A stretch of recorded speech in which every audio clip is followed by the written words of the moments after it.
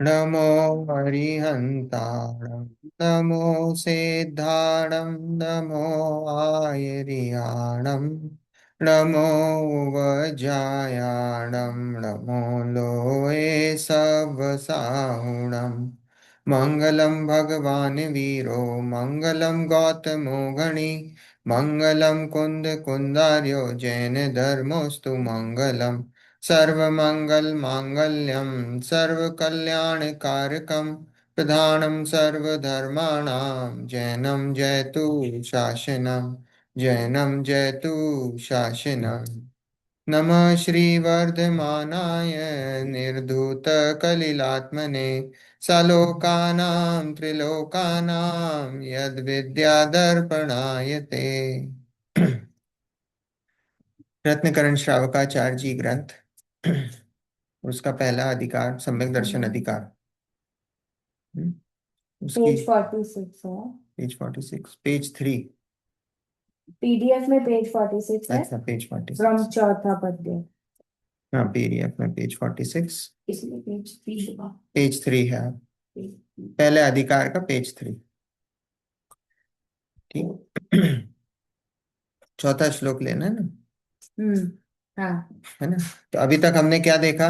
सबसे पहले हमने मंगलाचरण देखा। मंगलाचरण के बाद धर्म का स्वरूप, वहां से हमारी चर्चा प्रारंभ हुई। धर्म का स्वरूप बताया और फिर धर्म के स्वरूप के बाद जो धर्म है वो सम्यक दर्शन, सम्यक ज्ञान और सम्यक चारित्र, वो धर्म है वो बताया तीसरे छंद में। अब चौथा छंद जो चौथा श्लोक है हमारा, उस चौथे श्लोक में अब सम्यक दर्शन का लक्षण, सम्यक दर्शन के लक्षण की चर्चा आज हम प्रारंभ करेंगे। है ना। पेज नंबर, ले लो, पेज नंबर 3 है इसमें, है ना, तीसरा नंबर का पेज, चौथा नंबर छंद। तो लक्षण, लक्षण क्या होता है। पहले लक्षण क्या होता है, लक्षण हमको पता होना चाहिए, लक्षण की क्या डेफिनेशन। लक्षण की जनरल डेफिनेशन क्या है, लक्षण की जनरल डेफिनेशन है जिससे जिससे लक्ष्य की प्राप्ति हो वो लक्षण, जिससे लक्ष्य प्राप्त किया जाए वो लक्षण। और लक्षण के हमने 3 प्रकार के जो दोष होते हैं, कौन कौन से दोष। अतिव्याप्ति, अव्याप्ति और असंभव। असंभव। 3 प्रकार के दोष बताए थे ना लक्षण के। अतिव्याप्ति, अव्याप्ति और असंभव। इन 3 प्रकार के दोषों से रहित होता है जो लक्षण होते हैं। हमारे लक्षण कैसे बनाते हैं कि जो जिसमें ये 3 प्रकार के दोष ना हो, अतिव्याप्ति, अव्याप्ति और असंभव। है ना। अब जैसे हमको गाय को पकड़ना है तो गाय का ऐसा यूनिक लक्षण बताना पड़ेगा जिससे हम उसको पकड़ सके, कि भाई गाय की पहचान हो सके, वो लक्षण होगा। आत्मा का लक्षण बनाना है, आत्मा का बनाते हैं अपन। ठीक है, आत्मा का लक्षण ऐसा होना चाहिए कि जिसमें अतिव्याप्ति, अव्याप्ति और असंभव दोष ना हो। ठीक है, अब आत्मा का लक्षण हमने बोल दिया कि साहब अमूर्तिक होता है। तो अमूर्तिक होता है तो वो क्या हो गया, वो कौन, उसमें कौन सा दोष लगा। आत्मा अमूर्तिक होता है, ये बात बिल्कुल सही है। पर जो 6 द्रव्य हैं, 6 द्रव्य में से कितने अमूर्तिक और कितने मूर्तिक हैं। एक मूर्तिक है, बाकी सब। हाँ, 5 अमूर्तिक हैं और एक मूर्तिक है। अगर हमने आत्मा को बोल दिया कि आत्मा का लक्षण अमूर्तिक है, तो फिर क्या हो जाएगा, बाकी के जो 5 द्रव्य हैं वो भी तो अमूर्तिक हो गए। हमने बोल दिया कि जो अमूर्तिक होता है वो आत्मा। तो अगर ये बोल दिया जो अमूर्तिक होता है वो आत्मा, तो फिर अभी दूसरा द्रव्य भी खड़ा हो जाएगा, धर्म द्रव्य खड़ा हो जाएगा, अधर्म द्रव्य खड़ा हो जाएगा, आकाश द्रव्य खड़ा हो जाएगा, काल द्रव्य खड़ा हो जाएगा। तो बोले ये 5 द्रव्य भी अमूर्तिक हैं, तो फिर क्या हो जाएगा। अतिव्याप्ति मतलब जो आपका जो लक्षण है वो लक्षण लक्ष्य से भी बाहर है। लक्ष्य में तो है ही, पर और दूसरे पदार्थों में भी पाया जा रहा है, तो अतिव्याप्ति, अतिव्याप्ति दोष हो गया। अतिव्याप्ति हो गया ना, अतिव्याप्ति हमने अमूर्तिक बोला। अब हम दूसरा लक्षण बनाते हैं, बोले कि जितने भी सम्यक दृष्टि है वो आत्मा है, जो भी सम्यक दृष्टि है वो आत्मा है। अब वो क्या हो गया, अव्याप्ति। अव्याप्ति हो गया। क्यों? क्योंकि अब जो जीव हैं जितने, वो सम्यक दृष्टि भी और मिथ्या दृष्टि भी हैं। वो क्या हो गया? वो सिर्फ जीवों का एक छोटा सा सबसेट हुआ। पूरे इसमें पूरे जितने भी जो जीव हैं वो पूरे सही समाहित नहीं हुए इसमें। क्योंकि लक्षण ऐसा होना चाहिए कि उसमें जितने भी जो, जैसे एक पदार्थ, जितने भी सेम सिमिलर पदार्थ हैं, उन सब पदार्थों में वो लगना चाहिए, नहीं तो वो लक्षण नहीं कहलाया जाएगा। और बाकियों में नहीं लगना चाहिए। बाकियों में लग गया तो भी गड़बड़ है, क्योंकि फिर आपको लक्ष्य, वो लक्ष्य से ज्यादा हो गए और भी दूसरों में है। तभी सम्यक दर्शन का बना दिया हमने। तो सम्यक दर्शन का बना दिया तो बोले सम्यक दर्शन तो बहुत थोड़े से लोग हैं। केवल ज्ञान भी चलो सम्यक दृष्टि जीव, पर मिथ्या दृष्टि जीव भी तो बहुत सारे हैं। मिथ्या दृष्टि जीवों में तो ये नहीं लगेगा। तो मिथ्या दृष्टि जीव तो बाहर हो गए। तो बोले उन मिथ्या दृष्टि जीवों को जीव बोलोगे कि नहीं? बोले हाँ जीव है वो। तो इसका मतलब क्या हुआ? अव्याप्ति दोष हो गया वो। और फिर असंभव बोल दिया। असंभव में बोले कि जिसमें स्पर्श रस गंध वर्ण हो वो जीव है। तो बोले स्पर्श रस गंध वर्ण तो होता ही नहीं है। ये तो असंभव लक्षण हो गया। ठीक है। तो ये तीन प्रकार के दोषों से रहित होता है लक्षण। निर्दोष होता है। उसमें कोई दोष नहीं होता है। तो फिर क्या बनाएंगे? जीव का लक्षण क्या बना है आप बताओ? जानना देखना। हाँ, जिसमें ज्ञान दर्शन हो, जानना देखना हो। तो ज्ञान है। तो ज्ञान हमने बना दिया अगर लक्षण, तो सभी जीवों में ज्ञान है। सिद्धों से लेकर एक इंद्रिय जीव, संसारी मुक्त, सभी में ज्ञान पाया जाता है। वो लक्षण कहलाएगा। वो जीव का निर्दोष लक्षण हो गया। तो बोले जिसमें ज्ञान है, जहां जहां ज्ञान पाया जाता है वो वहां वहां वो जीव है, वहां जीव है। वो वस्तु जीव है। ठीक है। सिंह जी, आया समझ में? हैं? ये नहीं कराया पिछली बार। नहीं, पिछली बार नहीं लक्षण। हुआ था, लक्षण नहीं करा। पहले। लक्षण कितनी बार कर चुके हैं? पिछली बार तो चलो सो गए वो। हैं? उसके पहले थोड़ी सोए थे। कितनी बार हो गया है। हम्म। भी चलता है। देखो, अब प्रथम ही सम्यक दर्शन का लक्षण कहने के लिए श्लोक कहते हैं, सम्यक दर्शन का लक्षण बता रहे हैं। लक्षण बता रहे हैं। देखो, कौन बोलेगा? क्या पढ़ना है? मैं बोलता हूँ, आप लोग रिपीट करना। हम्म। है ना? श्रद्धानम परमार्थानाम श्रद्धानं परमार्थानां आप्त आगम तपोभृताम आप्त आगम तपोव्रतां त्रिमूढ़ापोढ़मष्टांगम त्रिमूढापूर्णमष्टाङ्गम् सम्यक् दर्शनमस्मयम्। सम्यक् दर्शनमस्मयम्। फिर से श्रद्धानम परमार्थानाम श्रद्धानं परमार्थानां आप्त आगम तपोव्रताम आगम तपोव्रतां त्रिमूढ़ापोढ़मष्टांगम त्रिमूढापूर्णमष्टाङ्गम् सम्यक् दर्शनमस्मयम्। सम्यक् दर्शनमस्ययम्। मस्मयम्। श्रद्धानम परमार्थानाम आप्त आगम तपोभृताम। श्रद्धानम परमार्थानाम, श्रद्धान मतलब यह सम्यक दर्शन। सम्यक दर्शन, सम्यक दर्शन कैसा है? निश्चय से, परमार्थ निश्चय से। वास्तव में क्या है? परमार्था नाम आप्त आगम तपोभृताम। आप्त मतलब अरिहंत। अरिहंत। अरिहंत, वीतरागी, सर्वज्ञ और हितोपदेशी, तीनों लेना है। वो आप। आप्त कौन? अरिहंत, जो वीतरागी हैं, सर्वज्ञ हैं और हितोपदेशी हैं। तीनों की अभी यहाँ चर्चा आएगी। वीतरागी हैं, सर्वज्ञ हैं और हितोपदेशी हैं। और आप्त आगम तपोभृताम, आगम मतलब जिनवाणी। जिनवाणी, जिनेंद्र भगवान की जिनेन्द्र वाणी। भगवान की वाणी। आगम मतलब आ ग और म। आ मतलब से हम्म।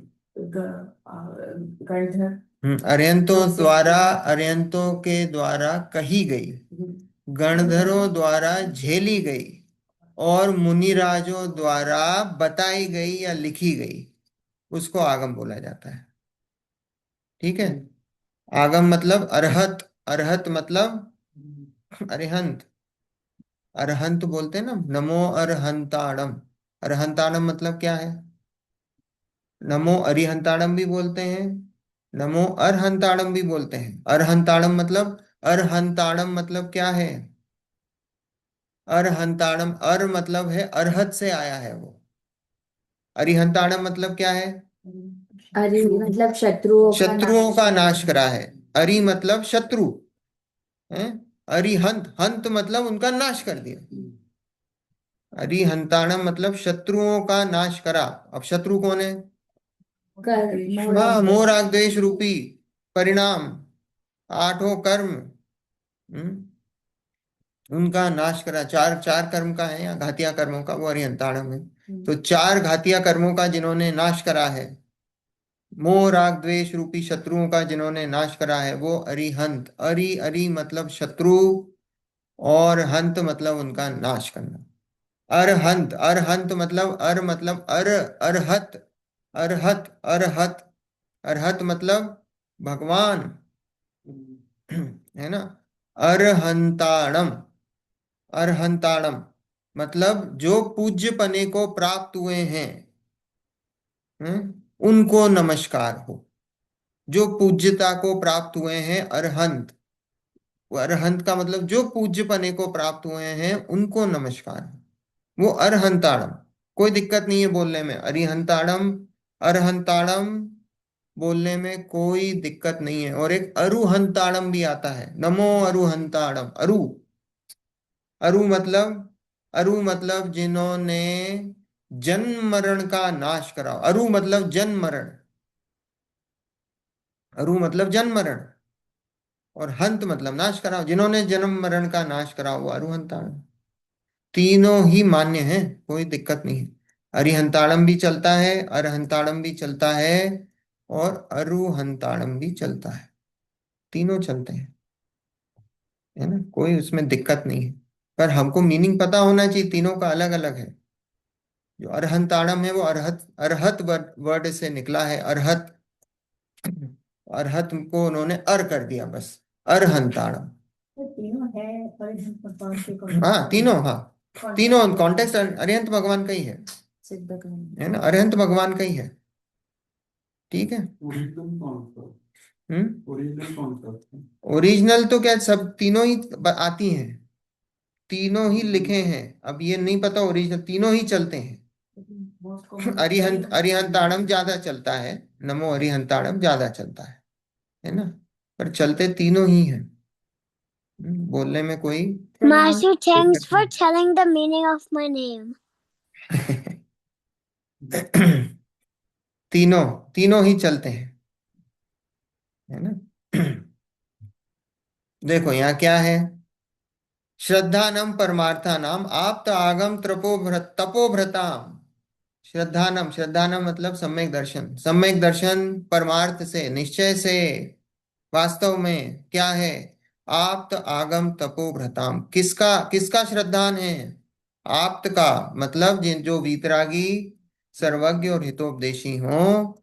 आगम मतलब जो भगवान की वाणी गर्दनों द्वारा झेली गई और मुनिराजों द्वारा बताई गई, लिखी गई, वो सब आगम। और तपोभ्रत क्या है? तपोभ्रत मतलब मुनि, तपोभ्रत मतलब मुनि। तब देखो देवगुरु, देवगुरु धर्म आ गए हैं, तीनों आ गए देवशास्त्र गुरु। जो आप्त मतलब देव, आगम मतलब शास्त्र, और तपोभ्रत मतलब गुरु। तो देव शास्त्र गुरु का श्रद्धान, वो क्या बताया?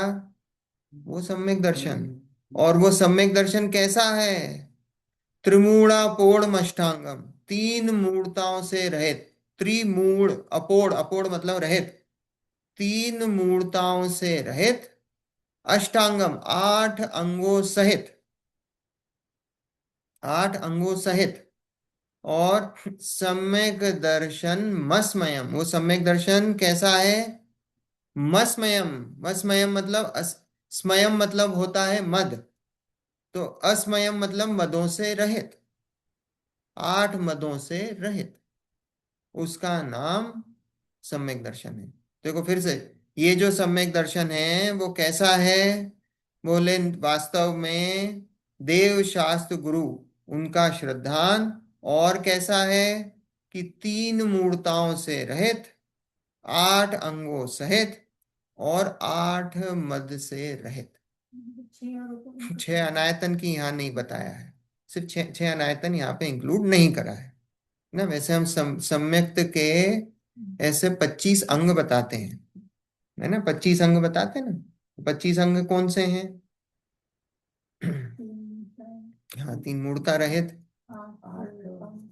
हाँ, 8 अंग, 8 मद, 6 अनायतन, हो गए 25 हो गए, है ना। 8 8 16 और 6 22 और 3 25। ठीक है, आई समझ? ऐसा है यहाँ पे। अब इन सब की चर्चा है विस्तार से आगे, सबकी चर्चा आएगी। ये 8 अंग कौन से हैं इनकी विस्तार से चर्चा है, 8 मद हैं वो कौन से हैं, 3 मूर्ताएं हैं वो क्या हैं, इन सब की चर्चाएं विस्तार से आएंगी।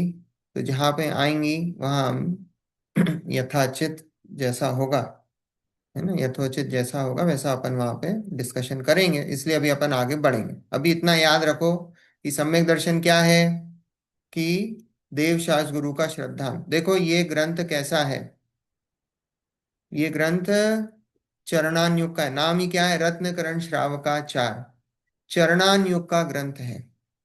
तो यहाँ जो सम्यक दर्शन की डेफिनेशन है वो कैसी दी है? वो चरणान युग की अपेक्षा से दी है। हमने 4 डेफिनेशन देखी थी सम्यक दर्शन की मोक्ष मार्ग प्रकाशक में, किसी को याद है? हमने लक्षण बनाया था, क्या बनाया था? 7 तत्वों का श्रद्धान, वो लक्षण बनाया था, वो लक्षण बना। फिर उसके बाद हमने 3 डेफिनेशन और देखी थी साथ में। हाँ, देवशास गुरु का श्रद्धान, आपा पर का श्रद्धान, वो तो हो गया आपा पर का, और अपनी आत्मा का श्रद्धान। 4 डेफिनेशन देखी थी, 4 लक्षण बनाए थे हमने, और हमने बताया था कि जो 7 तत्वों का श्रद्धान है उसी में ही सब कुछ गर्भित है, उसी में तीनों को, वो तीनों भी इसी में गर्भित है। तो यहाँ पे देवशास गुरु के श्रद्धान को मुख्य करके कहा है। क्यों कहा है? क्योंकि चरणान युग का ग्रंथ है, चरणान युग की कहने की पद्धति है, चरणान युग में ऐसे ही बोला जाता है। तो चरणान युग में बोला वही देवशास गुरु का श्रद्धान, वो देवशास गुरु का श्रद्धान वो सम्यक दर्शन है, उसकी कथन शैली ऐसी है, इसलिए यहाँ पे वो डेफिनेशन आई है। मोक्ष मार्ग प्रकाशक में 7 तत्वों को मुख्य करके बनाया था कि भाई वहां 7 तत्वों का श्रद्धान वो हमने लक्षण बनाया था, और उसके साथ बाकी 3 डेफिनेशन बताई थी हमने आपको। वहां पे पंडित जी ने ऐसा ऐसा उसका वर्णन हुआ था। देखो अर्थ, जो सत्यार्थ आप्त आगम और तपोभ्रत हैं। आप्त मतलब वीतरागी सर्वज्ञ और हितोपदेशी, आगम मतलब शास्त्र जिनवाणी, और तपोभ्रत मतलब गुरु मुनिराज, तो देवशास गुरु, है ना। तो आप तो आगम और तपोव्रत हैं, उनके श्रद्धान से सम्यक दर्शन होता है। बोलो उनके श्रद्धान से, उनके सच्चे श्रद्धान से। तपोव्रत मतलब मुनिराज गुरु, है ना, उनके श्रद्धान से सम्यक दर्शन होता है, उनके श्रद्धान से सम्यक दर्शन होता है। अब ऐसा मत मान लेना कि मैं मंदिर जाता हूं तो मैं सच्चे देव को मानता हूँ, मैं सिर्फ जिनवाणी पढ़ता हूँ, और मैं सच्चे गुरुओं को, जो वीतरागी गुरु हैं उनको नमस्कार करता हूँ तो मैं सम्यक दृष्टि हो गया, ऐसा मत मान लेना। पहले तो ये निश्चय करो, निर्णय करो कि उनका सच्चा स्वरूप क्या होता है, यही नहीं पता अभी तो, कि देव कौन से हैं, देव का वास्तव में स्वरूप क्या है, शास्त्र कैसे होते हैं, शास्त्र वास्तव में जिनवाणी है, वो जिनवाणी कौन सी जिनवाणी सही है कौन सी गलत है उसका भी निर्णय, और गुरु में भी जो वास्तव में सच्चे गुरु हैं उनका निर्णय हो। और फिर उसके साथ जो बाकी जो 3 डेफिनेशन चली हैं अपनी, मोक्ष मार्ग प्रकाशक में 7 तत्वों का सच्चा श्रद्धान, आपा पर का श्रद्धान और स्व का श्रद्धान, ये तीनों भी साथ में होते हैं, तब जाके वो सम्यक दर्शन होता है। जब तक अपने आत्मा की अनुभूति ना हो, आत्मा श्रद्धान में ना बैठे, जब तक सम्यक दर्शन नहीं होता है। वो सम्यक दर्शन ये ये तो चरणान योग की शैली है। तो चरणान योग में ऐसे ही बोला जाता है।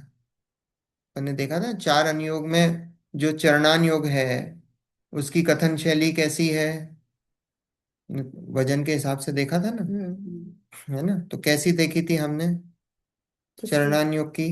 हमने हाँ। 4 अनुयोग हैं, द्रव्यान योग, चरणान योग, करणान योग और प्रथमान योग। प्रथमान योग की तो रुई के नहीं, समान प्रथमान योग की तो जैसे लकड़ी के समान है शायद दाहिनी। है ना। नहीं नहीं, वो नहीं, अब तोलने के हिसाब, जैसे लकड़ी तोलते हो, तो लकड़ी तोलते हो तो उसमें क्या है, किसी ने बोला कि भाई, या कोयला तोलते हो, तो कोयला तोलते हो तो कैसा होता है, तो बोले भाई 100 किलो देना, तो 1-2 किलो इधर उधर हो तो कोई फर्क नहीं पड़ता। ऐसी प्रथमान युग की कथन शैली कैसी है कि भाई वो बहुत मोटे तौर पे बात करता है। कोई मंदिर जाता है तो उसको सम्यक दृष्टि बोल देते हैं, प्रथमान युग की शैली है। क्या बहुत धर्मात्मा जीव है, प्रथमान युग में ऐसी कथाएं आएंगी कि सम्यक दृष्टि धर्मात्मा जीव था, वो रोज मंदिर जाता था। सिर्फ किस किस बेसिस पे सम्यक दृष्टि बना दिया, सिर्फ मंदिर जाता था उसको सम्यक दृष्टि बना दिया। ये प्रथमान युग की कथन शैली है। तो ऐसी लकड़ी तोलते हो या कोयला तोलते हो तो उसमें, है ना, 1 कुंटल तोल रहे हो तो 2-4 किलो में कोई फर्क नहीं पड़ रहा है, इधर उधर हो जाए कोई फर्क नहीं पड़ रहा है। फिर उसके बाद जो है वो आता है चरणान योग। चरणान योग में नहीं, आप लोहा ले कुछ भी ऐसी चीज ले लो कि जो, मान लो अनाज तोल रहे हो, मान लो दाल ले रहे हो, तो आपने दाल ली, 2 किलो दाल ली, तो 2 किलो दाल में 10-20 ग्राम 50 ग्राम इधर उधर हो गया, तो वो मायने नहीं रखता। 2 किलो मांगी तो 2 किलो 50 ग्राम भी दे दी तो चल जाएगी। आटा लिया 2 किलो, तो 2 किलो 50 ग्राम 100 ग्राम हो गया तो कोई फर्क नहीं पड़ रहा। तो ऐसे ही क्या है, ये चरणान युग है। चरणान युग में भी काफी लीवे है।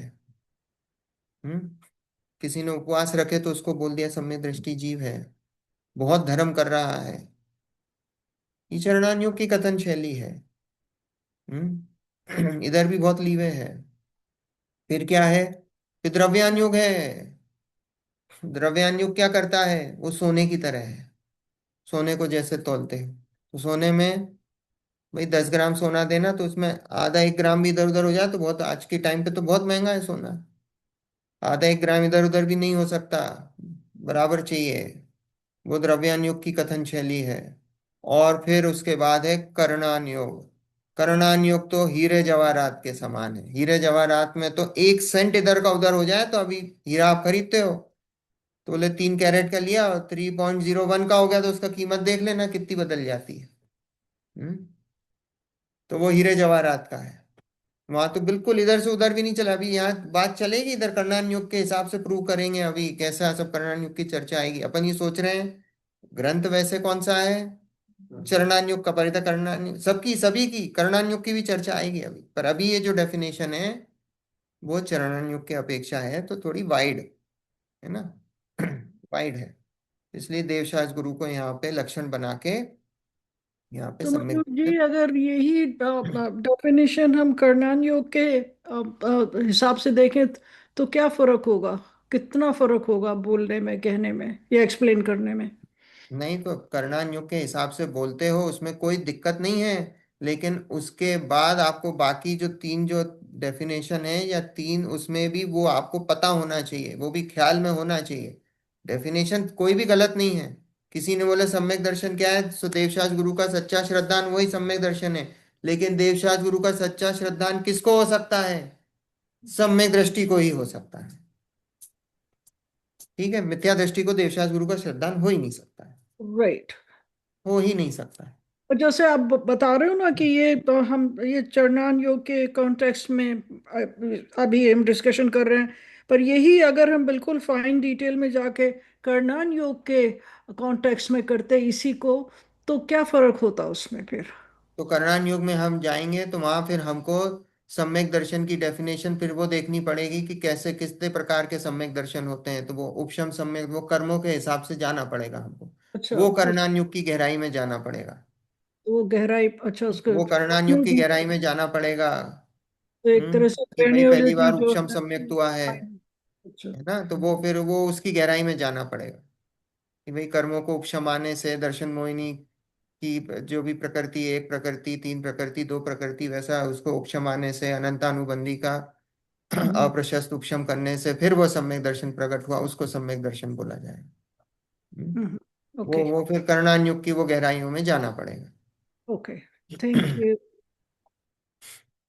देखो, जो सत्यार्थ आप तागम और तपोभ्रत हैं, उनके श्रद्धांश से सम्यक दर्शन होता है। आप तो समस्त पदार्थों को जानकर उनका सत्यार्थ स्वरूप प्रकट करने वाले हैं। आगम आप्त के द्वारा रचित रचना रूप शास्त्र हैं। आप्त द्वारा प्ररूपित शास्त्र के अनुसार आचरण को आचरने वाले तपोधन अर्थात गुरु। तीनों की डेफिनेशन बता दी आप कि आप्त क्या है। आप्त तो समस्त पदार्थों को जानकर उनका सत्यार्थ स्वरूप प्रकट करने वाले हैं। आप्त कैसे हैं? आप्त तो देखो वीतरागी हैं, सर्वज्ञ हैं और हितोपदेशी हैं। क्या है? वीतरागी हैं, सर्वज्ञ हैं, हितोपदेशी। अगला अगला जो श्लोक है ना, उसमें आप्त की डेफिनेशन है। अब अपन अगला श्लोक इसके बाद पढ़ेंगे तो आप तक क्लियर हो जाएगा वो क्या है। पर यहाँ क्या बताया कि आप तो समस्त पदार्थों को जानकर उनका सत्यार्थ स्वरूप प्रकट करने वाले हैं। सर्वज्ञ और हितोपदेशी बता दिया यहाँ। समस्त पदार्थों को जानते हैं तो वो सर्वज्ञ हो गए, और उनका सत्यार्थ रूप प्रकट करने वाले हैं। उनका जैसा स्वरूप है वैसा बताते हैं। भगवान कैसे बताते हैं? कि जैसा स्वरूप है वैसा बताते हैं। और वो कौन बता सकता है? वो जो वीतरागी होगा वो ही बता सकता है। जैसा जिसका स्वरूप है, उस स्वरूप को वैसा बताना कौन बता सकता है? तो बोले वीतरागी ही बता सकता है। क्यों? क्योंकि बाकी जितने भी रागी जीव हैं उनको बायस है, उन सबको बायस है। जितने भी वीतरागी होते हैं उनको बायस नहीं होता। जैसे कोर्ट में भी जाते हो तो कोर्ट में भी आपको ऐसा जज बिठाते हैं कि जो आपसे कोई, अगर जिसका केस चल रहा हो अगर उसके रिलेशन में होगा तो उधर केस नहीं जाता है। क्यों? क्योंकि उधर जाओगे तो आप बायस हो जाओगे, आप फैसला सुनाने में बायस हो जाओगे। तो इसलिए ऐसे कोर्ट में जाता है कि जहां आप भैया जानते नहीं हो किसी को, जानोगे तो बायस आ जाएगा। तो ऐसे ही भगवान के साथ है कि भाई जो जो अगर रागी होंगे, अगर आपको राग होगा किसी के प्रति या किसी के प्रति द्वेष होगा, तो आप कभी बायस, आप कभी सही बात बताओगे ही नहीं, करोगे ही नहीं, क्योंकि आपको बायस है, आपको राग है। तो इसलिए जो सत्यार्थ स्वरूप कौन बता सकता है? कि भाई सत्यार्थ स्वरूप तो जो वीतरागी होगा वो ही बता सकता है। जो वीतरागी नहीं होगा वो सत्यार्थ स्वरूप नहीं बता सकता। तो इसलिए यहाँ बताया कि जो आप है वो समस्त पदार्थों को जानकर उनका सत्यार्थ स्वरूप प्रकट करने वाले हैं। आगम आप्त के द्वारा रचित रचना रूप शास्त्र हैं। अब आप्त के द्वारा, ये आप्त के द्वारा मतलब ये मत समझ लेना कि डायरेक्ट भगवान के द्वारा रचित हैं।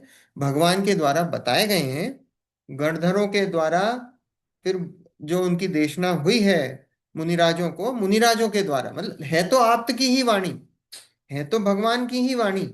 भगवान ने जो बताया है वही बात है। पर आप तो लिखते नहीं हैं, भगवान शास्त्रों की रचना नहीं करते हैं। वो तो मुनिराज या पंडित यही लोग करते हैं, पर है भगवान की परंपरा से चली आ रही वाणी, इसलिए उसको आप्त की वाणी बताया कि आगम आप्त के द्वारा रचित रचना रूप शास्त्र हैं। आप्त द्वारा प्ररूपित शास्त्र के अनुसार आचरण को आचरने वाले तपोधन अर्थात गुरु हैं। जो भगवान ने बताया वैसा आचरण करने वाले, शास्त्रों में जो ऐसा बताया गया है उसके अनुसार आचरण करने वाले तपोधन अर्थात वो गुरु हैं, मुनिराज हैं। तो गंधर्व जो होते हैं वो लाइक इट्स लाइक स्ट्रेट जो भगवान की वाणी वो ऐसे they just kind of grasp it and take it देखो फॉरवर्ड। वो तो सब निमित्तिक संबंध है। जैसे ही जो वो जो फिर गणधर होते हैं ना, इंटरप्रिटेशन लगाते हैं जो तो गणधर होते हैं, नहीं इंटरप्रिटेशन कुछ नहीं, जो गणधर होते हैं, जैसे ही वो, जैसे गौतम गणधर थे, गौतम गणधर ने भगवान के मानस स्तंभ को देखा, समूह शरण के मानस स्तंभ को देखा, जब ही सम्यक दर्शन हो गया। और अंतर मुहूर्तवाद द्वादशांग का ज्ञान हो गया। अभी तो अभी समोशरण में वाणी नहीं सुनी भगवान की, उसके पहले ही द्वादशांग का ज्ञान हो गया था। उनको भगवान की वाणी की दरकार ही नहीं थी। वो तो ऐसा बोला जाता है कि भगवान की वाणी झेलते हैं। वो तो ऑलरेडी द्वादशांग के ज्ञानी थे। वो तो ऑलरेडी सब कुछ पता था, द्वादशांग के ज्ञानी थे। ये कथन की बात है कि भगवान की वाणी को झेलते हैं। भगवान की वाणी को क्या, वो तो सबको अपने अपने अनुसार सबको समझ में आता है। और ये जितने भी गणधर होते हैं तो सब द्वादशांग के वैसे ही ज्ञानी होते हैं। ऐसा कुछ वो नहीं है कि भगवान की वाणी का वेट कर रहे हो या कुछ, ऐसा कुछ नहीं है। जैसे डिफरेंट तीर्थंकरों के बीच में इनका इंटरप्रिटेशन डिफरेंट हो सकता है, एक ही चीज का। द्वादशांग तो जैसा पहले तीर्थंकर का था वैसे ही 24वें तीर्थंकर का, और भूतकाल में जितनी 24 हुई हैं वो द्वादशांग, वो उसमें कोई अंतर नहीं है। द्वादशांग मतलब संपूर्ण ज्ञान जितना भी है वो द्वादशांग है। अंतर हो गया तो फिर गड़बड़, फिर हाँ, गलत है। वो पूर्वापर का दोष होता है। पूर्वापर के, सुना है ना भजन, सुना, पूर्वापर के दोष रहित है ना। वो क्या है, पूर्वापर क्या है कि भाई वो ऐसा है कि जो पहले जो बात चली है, अगर हमारे आदिनाथ भगवान ने जो बात बताई है और वो महावीर भगवान ने जो बात बताई, वो दोनों बात सेम है। अगर ऐसा हो कि आदिनाथ भगवान ने कुछ अलग बताया और महावीर भगवान ने अलग बताया, तो आपस में ही गड़बड़ हो गई, झगड़े हो गए। फिर वैसा नहीं है। तो जो हमारी जनवाणी होती है वो कैसी होती है, वो जो महावीर भगवान ने बताई वही आदिनाथ भगवान ने बताई। उसके पहले जो 24 तीर्थंकर हुए उन्होंने भी वही बात बताई, और आगे आगामी जितने भी तीर्थंकर होंगे अनंत, वो भी वही बात बताएंगे। आ रही बात समझ में? जो बेसिक फंडामेंटल है वो तो वही है। अब प्रथमान युग चेंज हो जाए तो हो जाए, उसमें क्या है? पर करणान युग चेंज नहीं होने वाला। जो कर्म थ्योरी हो वैसी की वैसी है।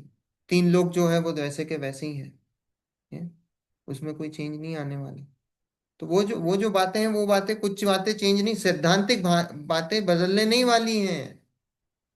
और दूसरी बातें बदलती हैं काल के हिसाब से, वो बदल जाए, उससे कोई फर्क नहीं पड़ और अर्पित रहा। के क्वेश्चन का ये भी है ना कि ओमकार ध्वनि खिलती है, वो वहां पे ऐसा तो है नहीं कि कोई वो चैप्टर बाय चैप्टर बता रहे हो। वो थोड़ी ऐसे वो पढ़ाते हैं। तो वो गणधर भी वैसे ही है, निमित्त नैमित्तिक संबंध की वो परिपक्व है वही चीज को समझने और उसको वो अरे करने के लिए। गणधर कोई नई बात नहीं समझ, ये सब, हम्म। ये जो है ना, ये जो बोलते हो गणधर वहां पे बैठ के बात समझ, गणधर कोई नई बात नहीं समझते। या मैं आज आपको क्लियर कर दूं, वो सब कहने में आता है। वो सिर्फ कहने, ये सब व्यवहार के कथन है कि वहां गणधर बैठ के वाणी को झेलते हैं। गणधर कोई नई बात नहीं समझते। ना पूछो। गणधर कोई नहीं, बस सब वो द्वादशांग के पहले ज्ञानी है वो। नई बात क्या समझेंगे? हम्म? वो तो भगवान के सर्वांग से जो है ओमकार ध्वनि खिरती है। और जिस जीव को जैसा उसकी होनहार होती है, जैसी उसकी शक्ति होती है, उस जीव को वैसा समझ में आता है, बस इतनी सी बात है। ऐसा है। हम्म? और वहां देव लगे होते हैं। तो वो तो देवों का ये जो है ना, ये देव मागध जाति के देव होते हैं। और वो मागध जाति के देव जो है उस वाणी का ट्रांसलेशन करते हैं अलग अलग भाषाओं। अर्ध मागधी भाषा बोलते हैं वो, वहां पे वो सब ट्रांसलेशन करते हैं। वो देव लोग ट्रांसलेशन करते हैं। ये सब देवों के द्वारा चलता है। समोशरण भी देव लगाते हैं, वही ट्रांसलेट करते हैं, वही उन्हीं का ही चलता है। और जिस जीव को जैसी उसकी समझ में आती है, उसको जैसी होनहार होती है, जैसी योग्यता होती है, उसको योग्यता के अनुसार उसको समझ में आता पूजा का क्वेश्चन। है। बोलिए। और सर्वज्ञ देव जितना जानते हैं उनका अनंतवा भाग उनकी वाणी में आता है। हम्म। तो जो गणधर है वो अनंतवा भाग जानते हैं या वो सर्वज्ञ जितना जानते हैं? नहीं, वो तो अनंतवा भाग ही जानते हैं हाँ, राइट। ना, वो थोड़ी। पर द्वादशांग में जितना है, जितना ज्ञान आ सकता है उतना द्वादशांग, वो द्वादशांग के पाठी होते हैं। और द्वादशांग में जितना होता है उतना जानते हैं, है ना। जितना क्षयोपशम जो क्षयोपशम ज्ञान है, जितनी उसकी सीमा है, उसकी सीमा तो है ना, तो क्षयोपम ज्ञान की जितनी सीमा है उतनी सीमा तक जानते हैं गणधर। वो द्वादशांग है, वो द्वादशांग को जानते हैं, बस उतना है। लेकिन गणधर को केवल ज्ञान होता है। बाद में होता है। बाद में होता हाँ है। हाँ हाँ, वो तब तो बाद में होता है, तो वो तो फिर केवली हो गए वो तो। हाँ, वो तो फिर उनकी दिव्य ध्वनि कीर्ति है। तब तो संपूर्ण जानते हैं। हाँ, है ना। तो मति श्रुत ज्ञान की जितनी कैपेसिटी है उतना उस हिसाब से जानते हैं, और सबकी मति श्रुत ज्ञान की जितनी जितनी कैपेसिटी है उतना उस कैपेसिटी से जानते हैं, है ना। अब भगवान का ज्ञान तो कितना है, वो तो अनंत है ना, उससे थोड़ी आप कंपेयर कर सकते हैं। हम्म। ऐसे थोड़ी कि भगवान ने किसी, अब ऐसा ऐसा नहीं होता गणधर को कि भाई आज से मानो कि जैसे भगवान को तो क्या है कि भूतकाल की और भविष्य काल की सारी सब चीजें दिख रही हैं, तो वो द्वादशांग में नहीं आती हैं कि भूतकाल की और भविष्य काल की सारी परियां यहाँ दिख रही, वैसा नहीं है। यहाँ तो जो द्वादशांग का जितना बताया है सैद्धांतिक रूप से, और जितना जो व्यवस्थित ज्ञान है वो व्यवस्थित ज्ञान उनको हो जाता है ना। अब अपने पास द्वादशांग मौजूद नहीं है, इसलिए मैं अपन कमेंट नहीं कर सकते कि भाई क्या क्या है। पर जो कर्म थ्योरी है, संसार है, वर्तमान युग के जितने जो मेन मेन टॉपिक्स हैं वो सब उनके ज्ञान में आ जाते हैं, अपने आप आ जाते हैं। देखो, यहाँ सच्चे आप तो सच्चे शास्त्र व सच्चे गुरु का श्रद्धान व सम्यक दर्शन कहा है, किंतु असत्य आप आगम और गुरु का श्रद्धान व सम्यक दर्शन नहीं है। जो असत्य हैं, असत्य मतलब जो सच्चे नहीं है, जो सच्चे देव गुरु शास्त्र नहीं है, उनका अगर श्रद्धान करोगे तो सम्यक दर्शन नहीं कहलाएगा। वह सम्यक दर्शन तीन मूर्ताओं से रहित है, अपने अष्ट अंगों सहित है और अष्ट मद रहित होता है। ठीक है, इसकी चर्चा विस्तार से आगे आएगी, इसलिए अपन अभी यहाँ कवर नहीं कर रहे हैं, आगे ये सब कवर होगा, कौन सी है मूर्ताएं, अंग और मद, ये सब की चर्चा आने वाली है। देखो भावार्थ, सत्यार्थ आप्त आगम व गुरु की तीन मूर्ता रहित निशंकित आदि अष्ट अंग सहित और अष्ट मद रहित श्रद्धान करना सम्यक दर्शन है। सच्चे आप्त आगम और गुरु का तीन मूर्ता, देव मूर्ता, गुरु मूर्ता, लोक मूर्ता, ऐसी तीन मूर्ता। निशंकित आदि आठ अंग हैं, निशंकित, निकांचित, निर्विचिकित्सा, उपगोहन, है ना, प्रभावना, वात्सल्य, ऐसे जो है आठ अंग बताए गए हैं। ऐसे आठ अंग हैं और आठ मद हैं, मदों की भी चर्चा आएगी, धन का, बल का, रूप का, जाति का, कुल का, ऐसे आठ मद हैं। इन सब की चर्चा आगे आएगी, तो अपन यहाँ वहां पे चर्चा करेंगे। तो यहाँ बताया उसका उससे रहित श्रद्धान करना सम्यक दर्शन है। यहाँ कोई प्रश्न करता है, आगम में तो सप्त तत्व नव पदार्थों के श्रद्धान को सम्यक दर्शन कहा है। बोले आगम में तो ऐसा कहा है, क्या कहा है कि सात तत्वों का श्रद्धान या नौ पदार्थों का श्रद्धान, बोले उसको सम्यक दर्शन कहा है। बोले यहां पर क्यों नहीं कहा। हम्म प्रश्न करा है कि जहाँ सात तत्वों का और नौ पदार्थों के श्रद्धान को सम्यक दर्शन कहा है, तो बोले यहाँ क्यों नहीं कहा है। तो बोले उसका समाधान, निर्दोष बाधा रहित आगम के उपदेश बिना सप्त तत्व का श्रद्धान कैसे होगा। निर्दोष आप्त के बिना सत्यार्थ आगम कैसे प्रकट होगा। इसलिए तत्वों के भी श्रद्धान का मूल कारण सत्यार्थ आप्त ही है। सात तत्वों के श्रद्धान का नाम सम्यक दर्शन बताया, तो प्रश्न करा सात तत्व कौन से, सिंह जी।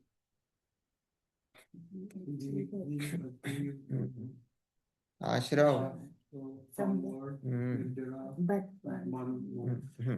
बहुत बढ़िया, जीव, अजीव, आश्रव, बंध, संवर, निर्जरा और मोक्ष, ऐसे सात तत्वों के श्रद्धान का नाम बोले सम्यक दर्शन। नौ पदार्थ कौन से हैं। उसमें पुण्य पाप, जो पुण्य पाप जो आश्रव हैं उसको तोड़ दो, आश्रव और फिर पुण्य पाप ले लिया उसको, सात में पुण्य और पाप और जोड़ दिए, तो नौ तत्व, वो नौ तत्व कहलाते हैं, नौ पदार्थ सॉरी। तो नौ पदार्थ हो गए या सात तत्व कहो, एक ही बात है, क्योंकि आश्रव में पुण्य पाप आ जाते हैं, तो इसलिए नौ पदार्थ। तो बोले सात तत्व नौ पदार्थ के श्रद्धान को सम्यक दर्शन कहा है, तो बोले यहाँ क्यों नहीं कहा, तो समाधान दिया कि निर्दोष बाधा रहित आगम के उपदेश बिना सप्त तत्वों का श्रद्धान कैसे होगा। बोले ये सात तत्व बताएगा कौन, पहले तो ये बताओ, आपको सात तत्व बताए किसने।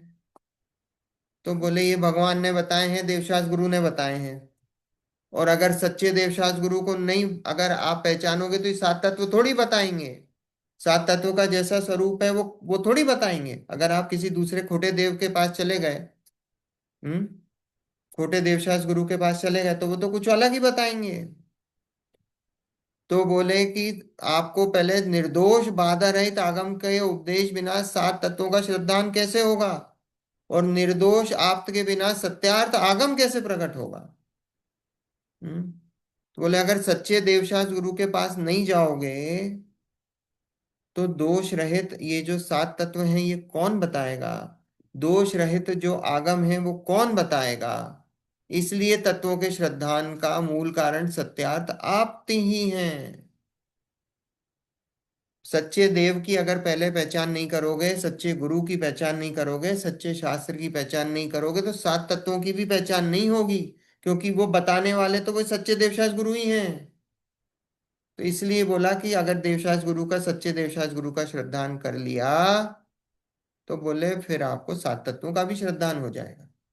वो उसी में ही गर्भित है सात तत्वों का श्रद्धा, क्योंकि पहली स्टेज तो वही है सच्चे देवशास्त्र गुरु की पहचान करना। और सच्चे देवशास्त्र गुरु ही आपको सच्चे सात तत्व हैं उसके बारे में बताएंगे, उसका स्वरूप बताएंगे। लॉजिक आया समझ में? यहाँ उसको उसी में ही गर्भित मान लेना। जैसे उधर हमने सात तत्वों में सच्चे देवशास्त्र गुरु को गर्भित मान लिया था मोक्ष मार्ग प्रकाशक में, यहाँ सच्चे देवशास्त्र गुरु में सात तत्वों को गर्भित मान लेना। ठीक है। इसलिए तत्वों के भी श्रद्धान का मूल कारण सत्यार्थ आप ही है। ठीक है। अब देखो, आए श्लोक आए समझ में? रेणुका आंटी क्या क्या पूछ रहे हैं आप? मैं ये पूछ रही थी कि फिर हो सकता है आपने पहले बताया ही होगा ये, तो सच्चे देव शास्त्र गुरु कहाँ से हम आइडेंटिफाई करेंगे, कैसे पता चलेंगे ये शास्त्र हैं हमारे या? सच्चे देवशास्त्र गुरु आपको आइडेंटिफाई करना है तो मोक्ष मार्ग प्रकाशक पहला अधिकार, अच्छा, वो उसका मेरा स्वाध्याय मैंने, करिए। राइट राइट राइट, और उसकी ओके। अनफॉर्चुनेटली मेरे पास रिकॉर्डिंग नहीं है। तो नहीं, अपन मेरे पास वो पहले अधिकार प्रिंट देखिए। आउट है, उसमें देखती हूँ। मैंने अपनी 5वें रिकॉर्डिंग से पे शुरू किया था यूट्यूब ना पे तो इसलिए। बाद में शुरू करा ना अपन ने। जी जी जी जी, ठीक है, थैंक यू।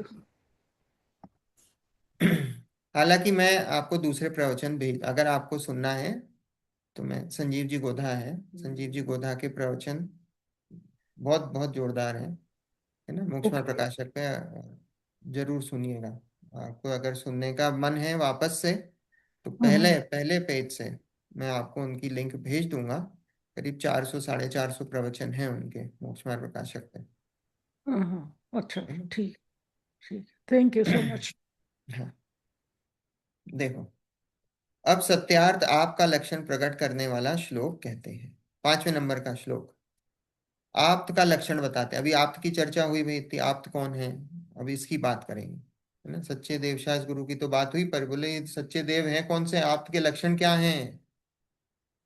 अब आप्त के लक्षण की बात है। चलो आप लोग बोलिएगा पीछे। आप्तेनो छिन्न दोषेण तेनोचिन्न दोषेण सर्वज्ञेनागमेशिना। सर्वज्ञेनागमेशिना आप्तेनो छिन्न दोषेण आप्तेनोचिन्न दोषेण सर्वज्ञेनागमेशिना। सर्वज्ञेनागमेशिना भवितव्यं नियोगेन भवितव्यं नियोगेन नान्यतायाप्तता भवेत्। नान्यथा यात्ययात्रा भवेत् भवितव्यं नियोगेन भवितव्यं नियोगेन नान्यतायाप्तता भवेत्। नान्यथा याप्तता भवेत् अयाप्तता, ह्याप्तता, ह्याप, हा और या है ना, ह्याप्तता। व्याप्तता। या उसको फिर ऐसा भी अगर या संधि विच्छेद करेंगे तो ही याप्तता भवेत, ऐसा भी बोल सकते हैं, पर याप्तता है, याप्तता। हाँ, और यह है ना, याप्तता, याप्तता भवेत। हम्म। आप्तेनो छिन्न दोषेण सर्वज्ञ। अब सर्वज्ञ, आग, नाग की जगह सर्वज्ञ आगम, वो आगम उसमें बीच में है ना, आगम। सर्वज्ञ नाग, नाग है ना, नाग मेशिना। और भवितव्यम नियोगेन नान्यता याप्तता भवे। आप्तेनो छिन्न दोषेण, आप्त कैसे, उच्छिन्न दोषेण, उच्छिन्न मतलब रहित, दोषों से रहित है। आप तो कैसे हैं, दोषों से रहित है। अभी 18 प्रकार के दोष बताएंगे, और इसमें अभी अगला जो छंद है वो 18 प्रकार के दोषों का बारे में चर्चा करेगा। तो वो दोष की चर्चा अपन करेंगे। तो वो दोष एक्चुअली अपन इसी के इसके अर्थ के बाद अपन सीधे दोष की वो छठा छंद भी पढ़ेंगे, और छठा छंद में से अपन पहले दोष पढ़ लेंगे तो अपने को इजी रहेगा, और फिर अपन वापस पांचवें छंद पे आ जाएंगे। तो आपतेनो छिन्न दोषेण सर्वज्ञ नागमेशिना। सर्वज्ञ हैं, और आगम एषणा, आगम, आगम को बताने वाले हैं, आगम को बताने वाले हैं, दोषों से रहित हैं और सर्वज्ञ हैं, और आगम को बताने वाले हैं। अब दोषों से रहित मतलब हो गए वीतरागी, दोषों से रहित मतलब हो गए वीतरागी, सर्वज्ञ, और आगम को बताने वाले मतलब हितोपदेशी। तो वीतरागी, सर्वज्ञ और हितोपदेशी तीनों आ गए, है ना। आप्त कैसे हैं, उच्छिन्न मतलब रहित, दोषों से रहित हैं, सर्वज्ञ हैं, और आगम ऐषणा, आगम को बताने वाले हैं। तो इसमें तीनों आ गए, वीतरागी, सर्वज्ञ और हितोपदेशी, तीनों इसमें आ गए। आप आप्त के, है ना, आप्त की जो तीन क्वालिटीज है वो बता दी है। और भवितव्यम नियोगेन मतलब नियम से होते हैं, नान्यथा याप्तता भवेत मतलब नियम से जो इनसे रहित होते हैं वो आप्त नहीं होते हैं। नियम से जो इन इन इनसे रहित होते हैं, किनसे, वीतरागता से, सर्वज्ञता से और हितोपदेशी पने से जो रहित होते हैं वो आप्त नहीं होते हैं। ठीक है। आप्तेनो छिन्न दोषेण सर्वज्ञ नाग मेशिना भवितव्यम नियोगेन नान्यता याप्तता भवे। आया, अर्थ समझ में आया? हम्म। इसको असंभव नहीं कह सकते नाश्ता कि अगर ये तीनों नहीं है तो वो हो नहीं सकता। हाँ, हो नहीं सकते, बस वही है कि जो इनसे रहित हैं, नान्यता याप्तता भवेत मतलब जो इन, भवितव्य मतलब होते हैं नियोगेन नियम से, नान्यता मतलब जो इनसे रहित हैं, याप्तता मतलब वो आप्त नहीं होते हैं, भवेत मतलब होते हैं, तो आप्त नहीं होते हैं। ठीक है। अब जो दोष है 18 प्रकार के, छठा श्लोक पढ़ लेते हैं अपन, फिर अपन इजी रहेगा।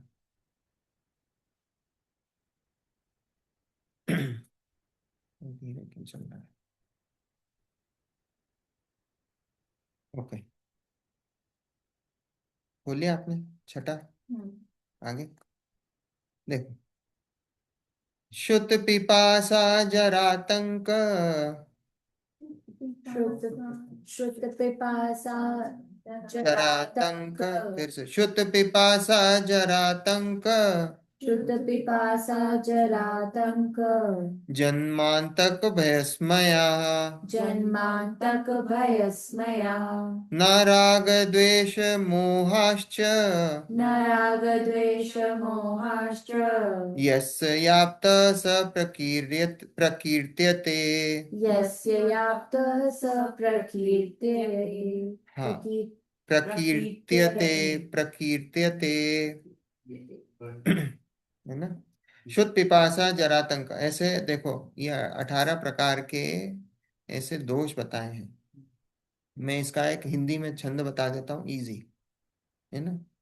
जन्म जरा तिरखा शुदा, विस्मय आरद खेत, रोग शोक मद मोह भय, निद्रा चिंता स्वेद, राग द्वेष अरु मरण जुत, ये अष्टादश दोष, नाही होत अरहंत के। आखिरी लाइन में भी भूल रहा हूं, नाही होत अरहंत के, ये अष्टादश समथिंग समथिंग है, लास्ट लाइन मेरे को याद नहीं हो रही है। पूजा नहीं, पूजा में नहीं है, पर ये याद करने का वो है ना। शुद्ध शुद्ध पिपासा जरातंक, है ना, लिख लो आप लोग।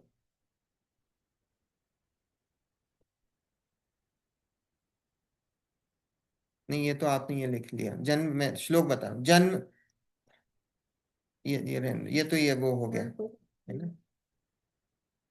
जन्म जरा तिरखा शुदा, तिरखा है वो। जन्म जरा तिरखा शुदा, विस्मय आरत खेद, खेद इसमें आरत खेद, रोग शोक मद मोह भय, निद्रा चिंता धीरे, रोग शोक मद मोह भय, निद्रा चिंता स्वेद, स्वेद स्वेद मतलब पसीना, राग द्वेष अरु मरण जुत, ये अष्टादश दोष, जो ये अष्टादश दोष, राग द्वेष द्वेष अरु मरण जुत, जुत ये अष्टादश दोष, नाही होत अरहंत के। मेरे को लास्ट लाइन याद नहीं आ रही। फल बता। हाँ,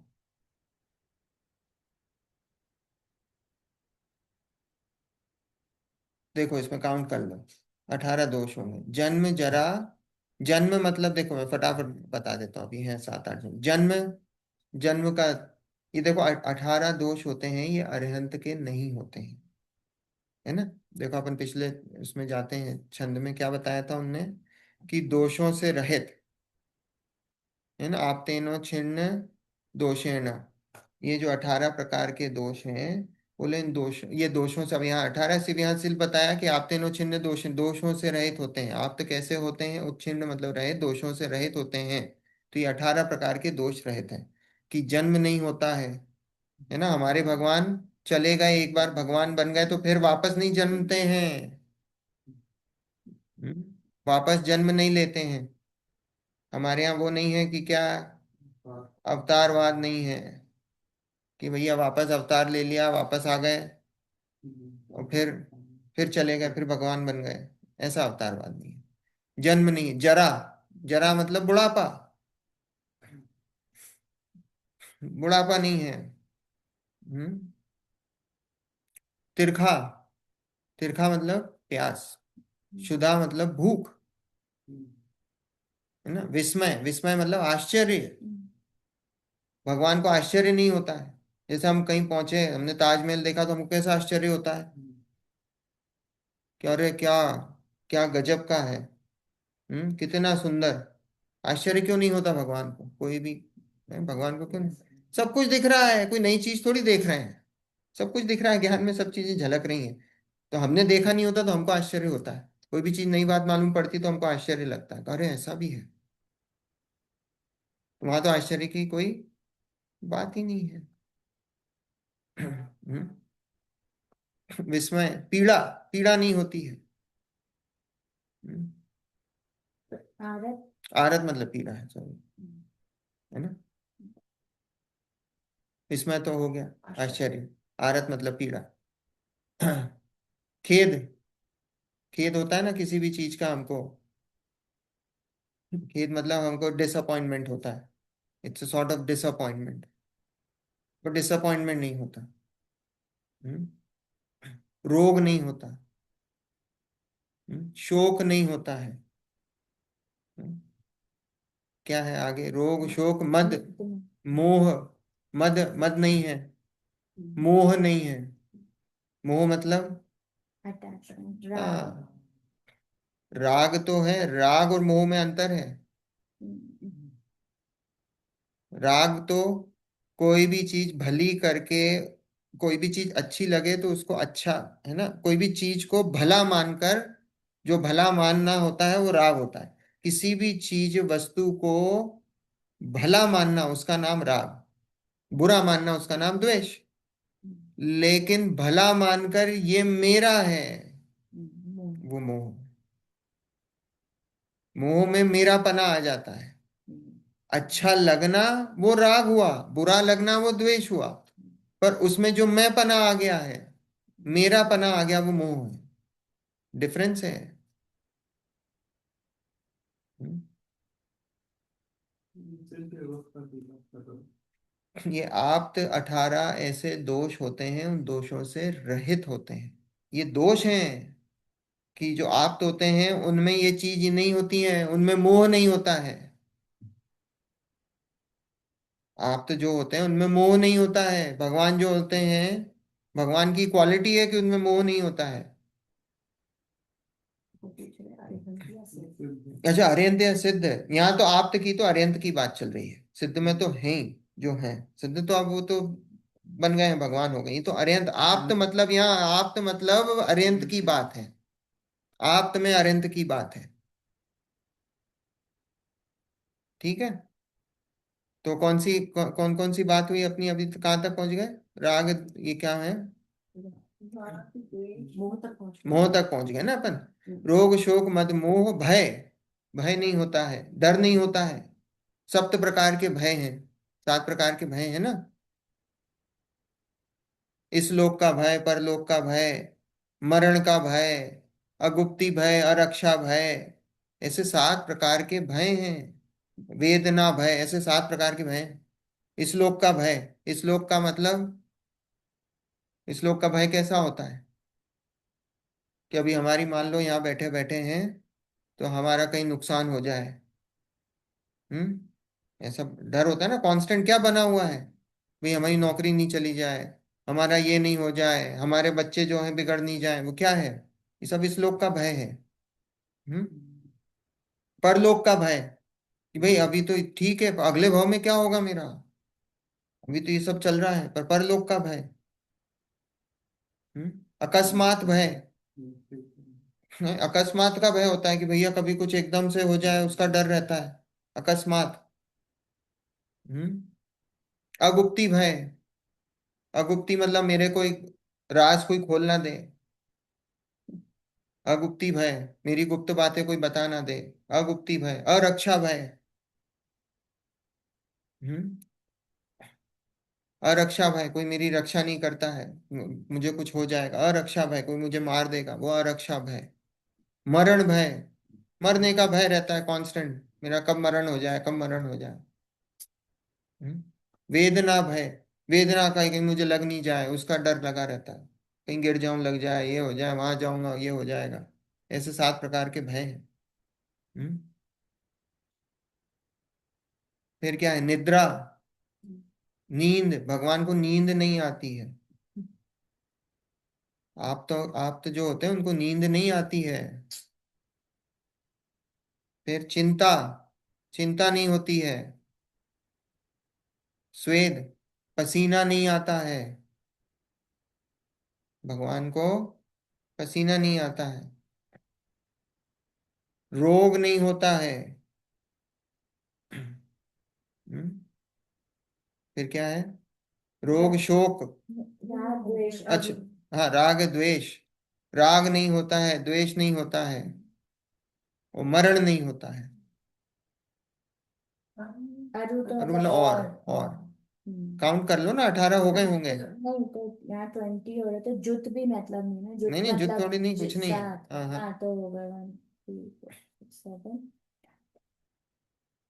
देखो, 16 जन्म, 17 जरा, 18। हाँ तिरखा, हाँ। क्षुधा, विस्मय, हम्म, आरत, हम्म, खेद, रोग, रोग, शोक, शोक, मद, मोह, भय, निद्रा, चिंता, स्वेद, राग, द्वेष और मरण। मरण, ऐसे 18 यह अष्टादश। हो गए ना, है ना? 18 हो गए ना? ऐसे ही याद करे, तुम्हें 6 डाला जब करी थी, जब याद करे 6 डाला में चर्चा आती है। भूल गया मैं आखिरी में। तो ऐसे ही 18 दोषों से रहित होते हैं। इसलिए ये मैंने इसलिए करा दिया क्योंकि अब यहाँ दोषों की बात है, तो यहाँ हो जाएंगे आपका 18 दोष। तो ऐसे 18 दोषों से रहित होते हैं। आगे की चर्चा अपन 5वें श्लोक की चर्चा कल से फिर करेंगे, पर ये 18 दोष हैं, याद करिए, याद होने चाहिए, है ना? ये श्लोक मिलके मैं डाल दूँ। मिल गया आपको? क्या है आखिरी लाइन, क्या है? हाँ। ना ही हो हरियंत के तीन श्री अरहंत देव राजत जग के मान। दूसरी लैंग्वेज में है। नहीं होता है। इंग्लिश का कॉपी करके डाला तो ये पूरा आ गया जो आप बोल रहे थे। ये दूसरा है। हाँ ये दूसरा है। हाँ ये 18 ना, ये दूसरी लैंग्वेज में है। मैं अच्छा देख के बताऊंगा, मेरे को लास्ट लाइन याद नहीं आ रही बिल्कुल।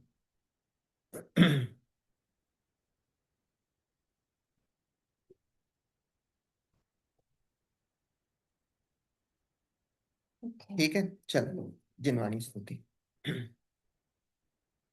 निज निधि निज में बताई, यह अनंत उपकार है, उसके लिए जिन वाणी माँ को वंदना शत बार है, वंदना शत बार है, वंदना शत बार है। 9 बार नमोकान।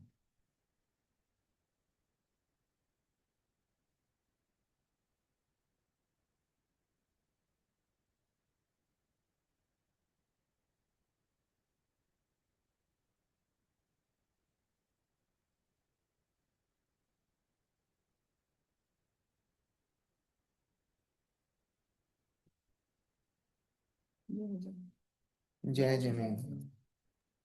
जय जिनेन्द्र। जय जिनेन्द्र। जय जिनेन्द्र। जय जिनेन्द्र। जय जिनेन्द्र। जय जिनेन्द्र। जय जिनेन्द्र। शुभ रात्रि जय आपको जिनेन्द्र। भी।